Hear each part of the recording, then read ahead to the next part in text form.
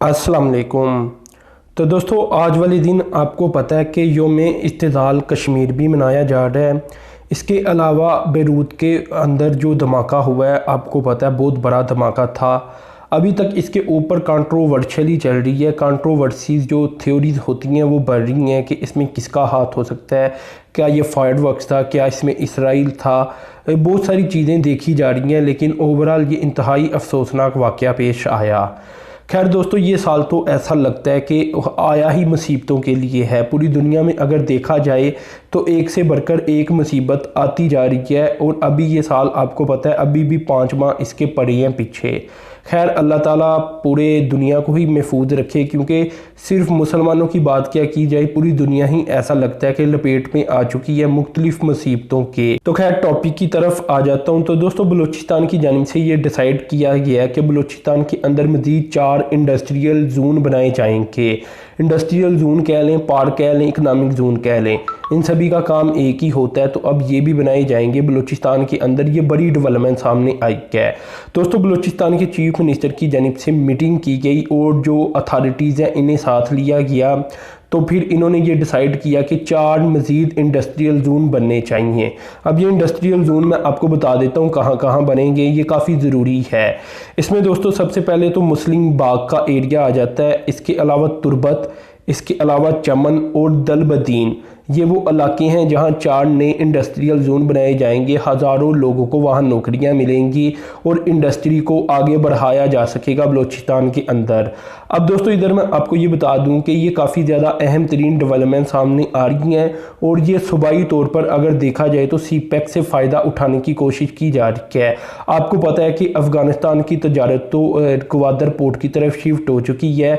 तो रास्ते में मुख्तलिफ एरियाज़ के अंदर अगर मुख्तलिफ इंडस्ट्रियल जोन होंगे तो ये काफ़ी ज़्यादा अहम तरीन डेवलपमेंट होगी बलूचिस्तान के लिए, बलूचिस्तान की तरक्की के लिए, कि वहाँ इन्वेस्टर आना चाहेंगे। क्योंकि अगर किसी एरिया को आप इंडस्ट्रियल जोन कन्वर्ट कर देती हैं, वहाँ ऐलान कर देती हैं, तो उसके बाद इन्वेस्टर ये देखते हैं कि हाँ भाई ये तो ग्वादर पोर्ट भी इसके करीब है, ये जो पॉलिसीज़ बन रही हैं ये ग्वादर के ऊपर भी असरअंदाज होती हैं। ओवरऑल बलूचिस्तान के अंदर पॉलिसीज़ भी अब बनाई जा रही हैं इंडस्ट्री को लेकर। तो मुख्तलिफ चीज़ें ऐसी नज़र आती हैं जिससे फिर लोग अट्रैक्ट होंगे, फॉरेन इन्वेस्टर अट्रैक्ट होंगे कि बलूचिस्तान में जाकर इन्वेस्टमेंट की जाए।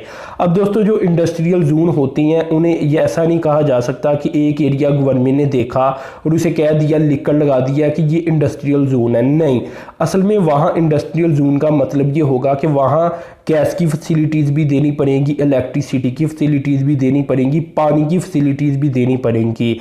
इसके अलावा भी एक इंडस्ट्रियल जोन के अंदर जो कुछ चाहिए होता है वो सब कुछ देना पड़ेगा। इसके अलावा सड़कें बनाकर देनी पड़ेंगी, बाउंड्री बनाकर देनी पड़ेगी, ताकि जितनी भी इंडस्ट्री वहाँ आए उन्हें प्रोटेक्ट भी किया जा सके।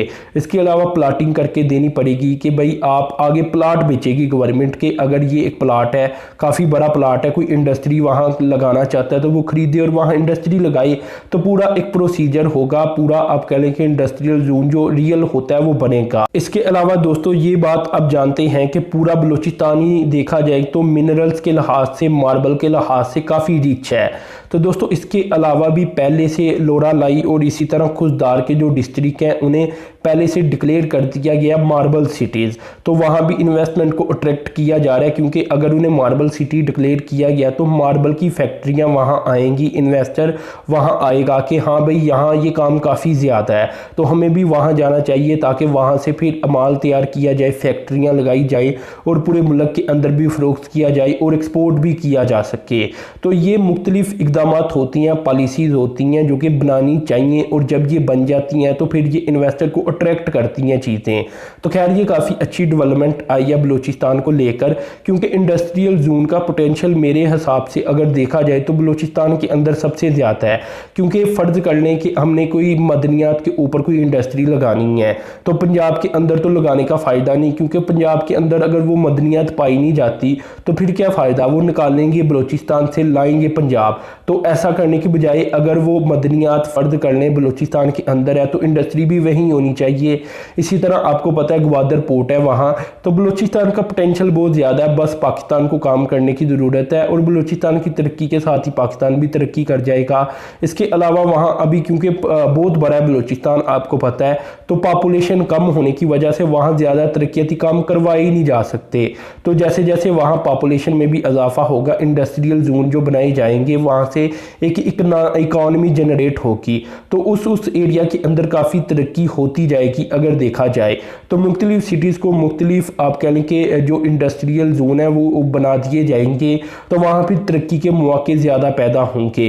इसके अलावा दोस्तों ओवरऑल भी मैं आपको बता देता हूँ कि अगर बलूचिस्तान के बजट को देखा जाए तो 15 से 16% ये बताया जाता है बजट एजुकेशन के लिए रख दिया गया है, हेल्थ के लिए रख दिया गया है। इसी तरह हेल्थ के लिए अगर एग्जैक्ट बताऊँ तो 38 अरब रुपया रखा गया है, लाइफ स्टॉक के लिए 1 अरब रुपया और 14 अरब रुपया एग्रीकल्चर के लिए रख दिया गया है।